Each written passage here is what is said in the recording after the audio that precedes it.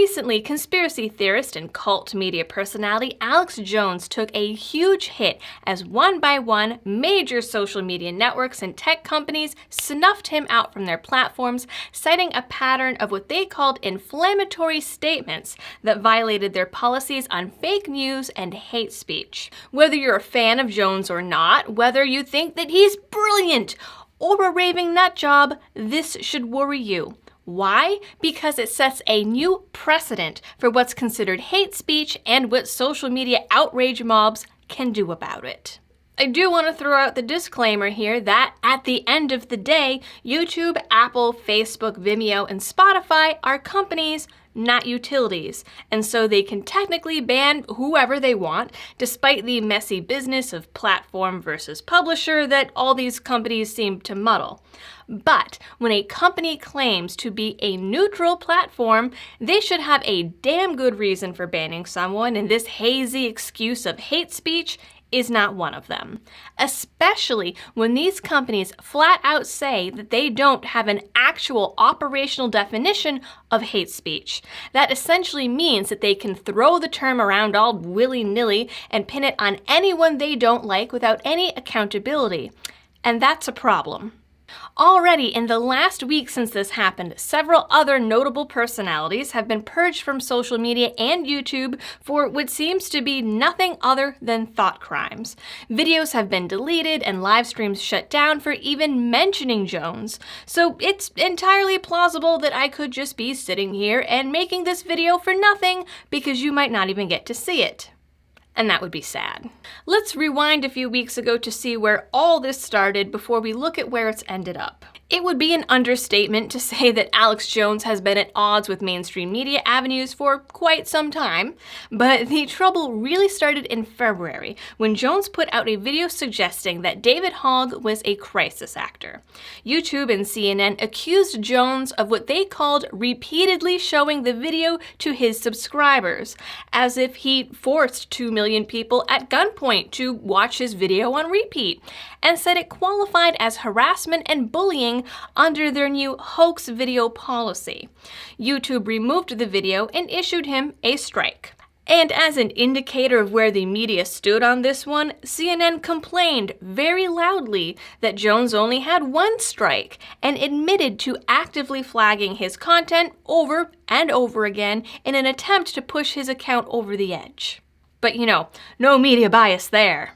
All was quiet for a few months after that, but it started both social justice warriors and media publications on a mission to deplatform Jones. They might say that this isn't the case, but social media mobs and leftist news platforms alike began talking about Jones and how problematic he is on a regular basis. All while talking about the importance of free speech and journalism, mind you.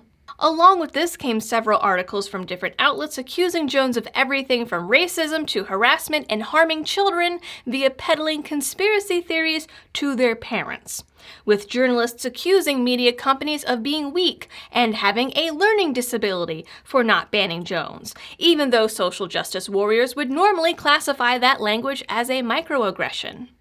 On July 24th, YouTube got fed up with being the bullied kid on the playground and removed 4 of InfoWars videos and issued Jones a strike for hate speech and promoting child endangerment. YouTube also shut down the InfoWars live streaming feature. Facebook followed suit 3 days later and gave Jones a 30-day ban for violating their policies, though they weren't clear on exactly which policies were being violated. Just, policies. Facebook also took down 4 of his videos, seemingly based off of reports from users. Later that week, when Jones did a live stream and stated that it was the beginning of a big media conspiracy to deplatform him and other conservative voices, the left laughed, and then made sure to label Jones and his show right-wing in every single article about it. And also ignored the fact that they had been calling for him to be banned from social media and YouTube for months. But remember, this isn't about the right and left, it's about hate speech and harassment, which just so happens to only ever come from the right because the right is filled with old white men. The New York Times called these 2 incidents a slap on the wrist and complained that social media companies weren't doing enough because, policies. vague, unclear policies that only seem to be enforced if someone somewhere decides that they don't like you. And again, none of this complaining or social pressure should be considered a concentrated effort to give Jones the boot, because that would be a conspiracy theory. Again, a few days later, Spotify removed several of Alex Jones's podcast episodes. August 3rd, Stitcher Radio removed all of his podcasts, claiming that it was because he had, quote, harassed or allowed harassment on his program, which then encouraged his listeners to engage in what they called damaging activity. On August 5th, Apple followed suit and removed 5 of the 6 InfoWars podcasts from its platform, again accusing Jones of hate speech. The next day, Facebook removed 4 pages belonging to Alex Jones, stating that the pages glorified violence and used what they called dehumanizing language. So now we've moved from hate speech to dehumanizing language, which are not the same thing. But remember, Zuckerberg himself has stated that the company does not have an actual operational definition of hate speech, which means the definition is constantly changing. Then YouTube removed InfoWars altogether, again accusing him of hate speech.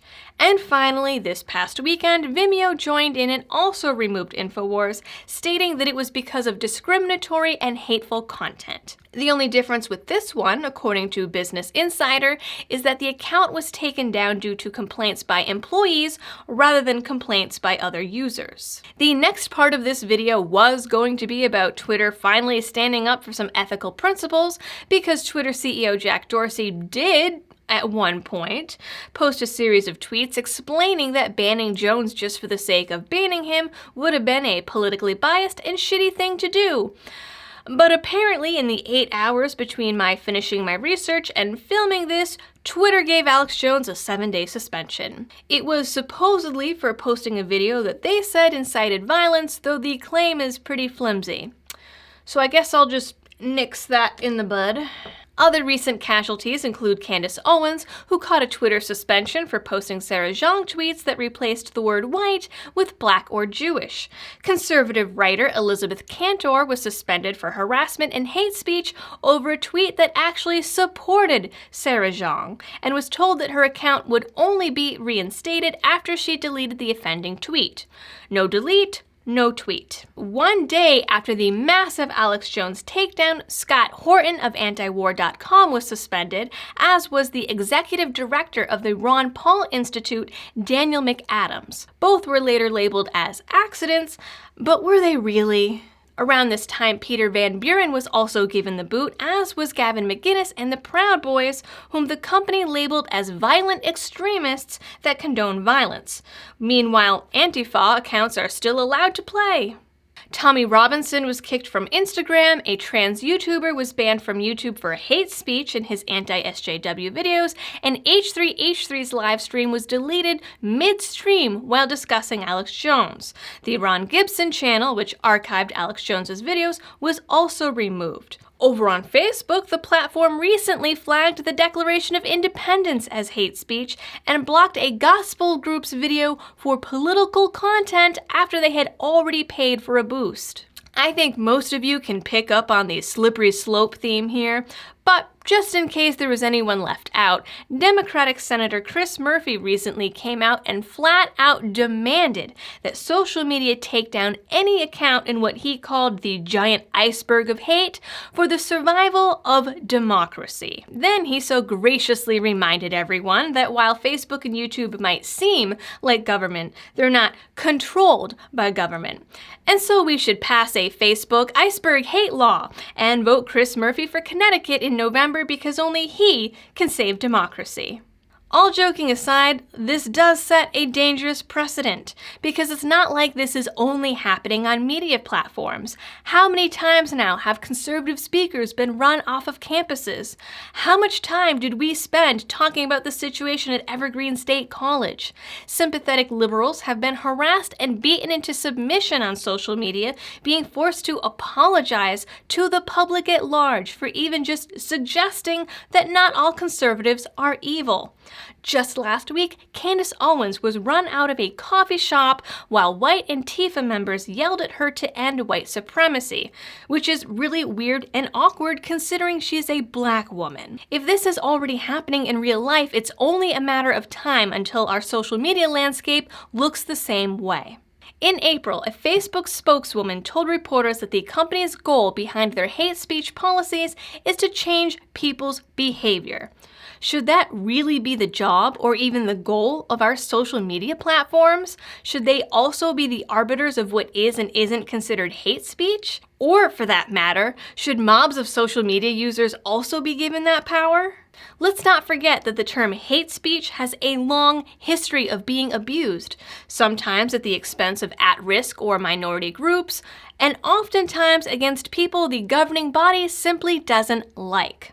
I don't think that the governing admins over at Facebook, YouTube, and Twitter are so above history that they wouldn't fall into the same trap. If we're going to decide what content is and isn't allowed, a better option would be to, say, rely instead on legal definitions of libel and slander and work off those rather than using the ever-changing boogeyman of hate speech. Because, again, platforms have every right to distance themselves from whoever they choose. But it's a lot harder to abuse objective standards backed up by law than it is to abuse vague subjective standards based on who's feeling offended. Or, even better yet, if you're offended, then block it and move on. That is your Liberty-related news for the week. Please don't forget to like, share, and subscribe. And if you really like my videos and want to help support my channel, you can do so over at Patreon or through one-time donation through PayPal, Bitcoin, or Litecoin. Until next week, thanks for watching and helping me to spread the message of liberty.